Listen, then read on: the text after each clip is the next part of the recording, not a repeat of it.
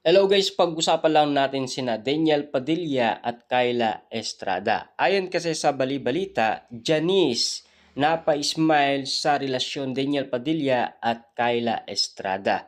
Pulutan ng mga netizens ang relasyon Daniel Padilla at Kyla Estrada sa taping pa lang ng teleserye nila Incognito, kung saan unang nagsama ang dalawa ay marami na ang nakapansin ng kanilang closeness.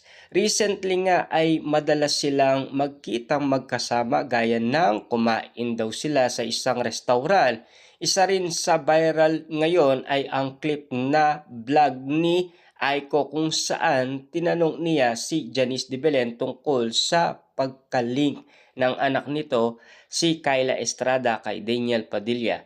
Mga guest kasi sa nasabing vlog ang mga host na wala pa kaming title podcast na sina Carmina Villaruel, Jelly at Candy Pangilinan at Janice de Belen. Ang twice sa nasabing vlog ay imbes si Janice ang sasagot ng tanong na iyon, ay si Candy ang sasagot kung ano ang magiging reaction ng una. Naniniwala si Candy na pinagkakatiwalaan ni Janice si Kyla dahil matino raw ito. Napapansin naman ng mga netizens na nakangiti si Janice na tila nangangalugan na masaya ito para kina Daniel Padilla at Kyla Estrada.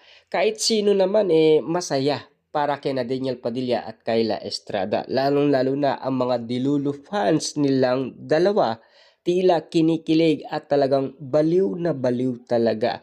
Lalong-lalo na kasi pinupulutan na ng mga iba't ibang mga netizens ang relasyon ni Daniel Padilla at Kyla Estrada sa social media, photos man at video. Lalong-lalo na kasi marami nang nasaksihan ang iba't ibang mga tao na talagang sila ay nagdi-date at lumalabas nga naman kasi. Lalong-lalo na kasi ang kanilang mga galawan may kasamang lambingan at halong sweetness sa isa't isa.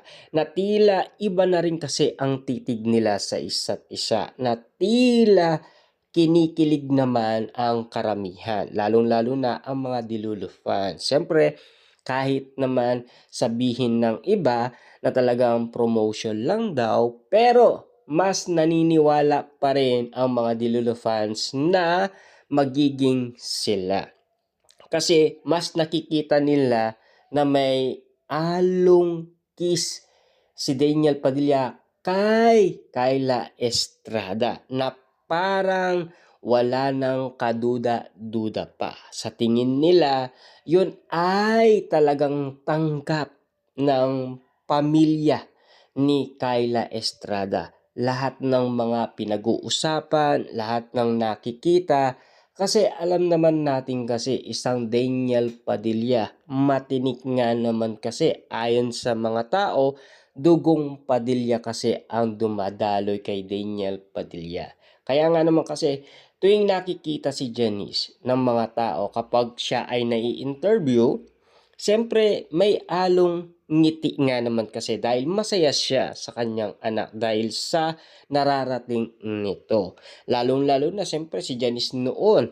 Nakita natin na parang ganun din ang nakikita natin ngayon kay Kyla Estrada sa pag-acting. Kasi ganun si Janice noon nung bata pa lang siya. Kasi kitang-kita niyo naman na talagang meron siyang nakuha at meron siyang ibubuga. Kasi Jan Estrada, 'di ba? Napanood din natin siya. Kaya nga naman kasi may kakaibang nakuha si Kyla Estrada sa kanyang ama at ina. Na tila hanggang ngayon kasi ay pinag-uusapan pa rin si Carla Estrada. Pati kasi siya ay natatameme umano sa kiligan na ginagawa umano ni Daniel Padilla at Kyla Estrada. Lalong-lalo na kasi ang mga kapatid ni Daniel Padilla na talagang botong-boto na kay Kyla Estrada. Pero hindi alintana yan sa mga maraming netizens kasi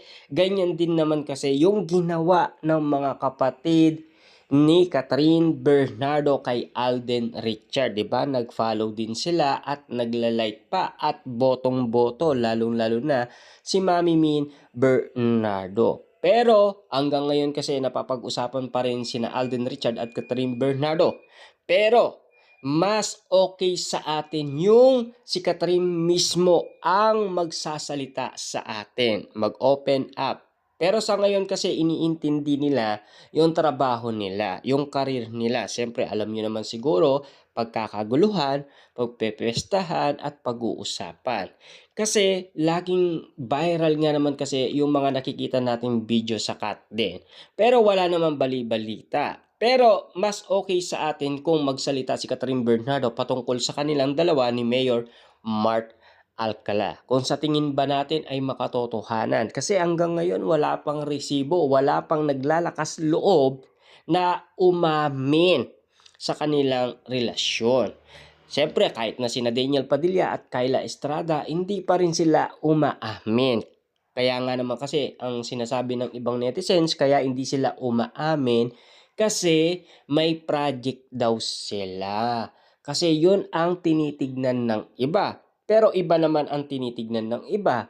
Yung kiligan moment at lambing moment at arutan at kulitan moment. Lalong-lalo na yung todong-todong umalik daw si Daniel Padilla sa pisngi ni Kyla Estrada. Lalong-lalo na may akbay, may yakap moment, lalong-lalo na yung inaatid pa si Kyla Estrada sa sasakyan na ginawa din naman kasi dati ni Daniel Padilla kay Catherine Bernardo. Pero naasilayan na rin natin yan na ginawa din ni Alden Richard kay Catherine Bernardo at ginawa na rin yan ni Paulo Abilino. Inaatid pa nga si Kim Chiu sa kanyang tahanan, 'di ba? Kaya nga naman kasi lahat ng mga nauugnay or mga napapag-usapan kinukumpara sina Daniel Padilla at Kyla Estrada. Siyempre, yun kasi ang mga napapansin nila, yun kasi ang nakikita nila.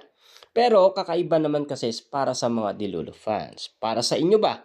Ano ba ang nakikita ninyo sa ginagawa ni Daniel Padilla at Kyla Estrada? Na sana bigyan din ninyo ng pansin at para at least makita natin kung totoo nga ba at kung ano nga ba yung napapansin nila at kung ano ang napapansin ninyo sa nakikita ng iba. Siyempre sa nakikita natin, intayin muna natin silang magsalita. Hanggat hindi sila nagsasalita, wala tayong pwedeng aminin na sila na. Kasi yun kasi ang sinasabi ng taong bayan kay Daniel Padilla.